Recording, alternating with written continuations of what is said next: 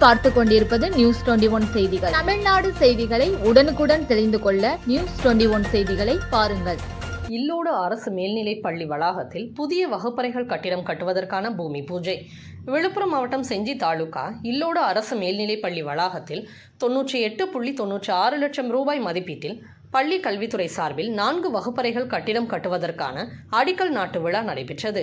வல்லம் ஒன்றிய குழு பெருந்தலைவர் அமுதா ரவிக்குமார் தலைமை தாங்கினார். இதில் சிறப்பு அழைப்பாளராக செஞ்சி சட்டமன்ற உறுப்பினர் செஞ்சி மஸ்தான் கலந்து கொண்டு அடிக்கல் நாட்டி வகுப்பறை கட்டிடம் கட்டும் பணியை துவக்கி வைத்தார். நிகழ்ச்சியில் முன்னாள் சட்டமன்ற உறுப்பினர் டாக்டர் மாசிலாமணி, தலைமை தீர்மான குழு உறுப்பினர் செஞ்சி சிவா, ஒன்றிய செயலாளர் இளம்வழுதி உள்ளிட்டோர்கள் கலந்து கொண்டனர். நியூஸ் 21 செய்திகளுக்காக செய்தியாளர் அருண் பிரகாஷ்.